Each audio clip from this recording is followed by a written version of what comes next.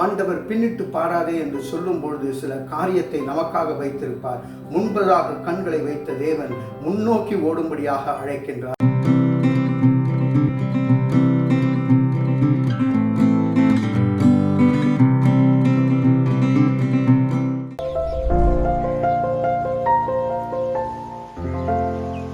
பிரியமானவர்களே, ஆதியாகமம் 19வது அதிகாரம் 17வது வசனத்திலே, அவர்களை வெளியே கொண்டு போய் விட்ட பின்பு அவர், உன் ஜீவன் தப்ப ஓடிப்போ, பின்னிட்டு பாராதே, இந்த சமபூமியில் எங்கும் நில்லாதே, நீ அழியாதபடிக்கு மலைக்கு ஓடிப்போ என்றார்.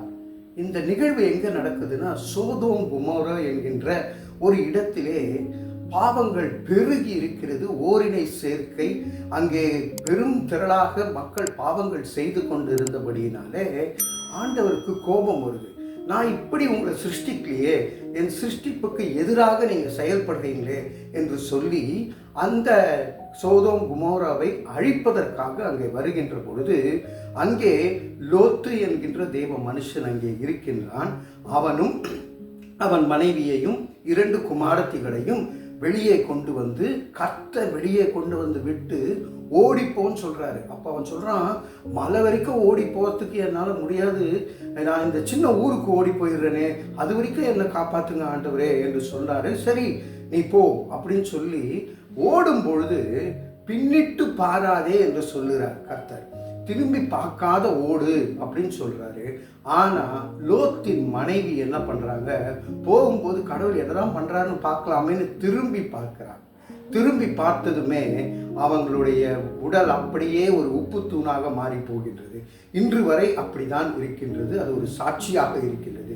பிரியமானவர்களே, ஆண்டவர் திரும்பி பார்க்க வேண்டாம், பின்னிட்டு பாராதே என்று சில காரியங்களை நம்மிடத்தில் சொல்லுகிறார். நான் உங்க வாழ்க்கையிலிருந்து பிரித்ததுக்கு காரணம், ஒரு காரணம் இருக்கு. there is a reason for it.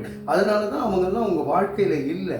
ஆனால் நீ அங்கேயே திரும்பி திரும்பி பார்த்து, அங்கே இப்படி இருந்ததே, இங்கே இப்படி இருந்ததேன்னு சொல்லி, இல்லை அவர் என்ன பண்றாங்க அப்படின்னு சொல்லி பார்க்கும் பொழுது, நாமும் உப்பு தூணை போல ஒன்றுமற்றவர், ஒரு காரியத்துக்கும் உபயோகம் இல்லாதவர்களாக மாறி போவோம். பிரியமானவர்களே, இன்று கர்த்தர் சொல்லுகிறார், பின்னிட்டு பாராதே. காபு எனப்பட்ட ஒரு சிறு பையன் அப்படிதான் ஒரு ஊரிலே, அந்த ஒரு காட்டில் இருந்தான். அவங்க அப்பா காட்டுவாசி அவரு. ஆனால் அவர் தேவ மனுஷனாக இருந்தார், தேவனோடு சஞ்சரித்து கொண்டிருந்தார். மற்ற காட்டு மனிதர்கள் எல்லாம் இவரை அழித்து போட வேண்டும் என்று சொல்லி அவரை கொலை செய்து போடுகிறார்கள். காபுவை மாத்திரம் என்ன செய்யறாங்க, புதைச்சி வைக்கிறாங்க. தலை வரைக்கும் புதைச்சிடுறாங்க, இங்கே வரைக்கும் புதைச்சிட்டு சுற்றியும் ஸ்வீட் போட்டுறாங்க.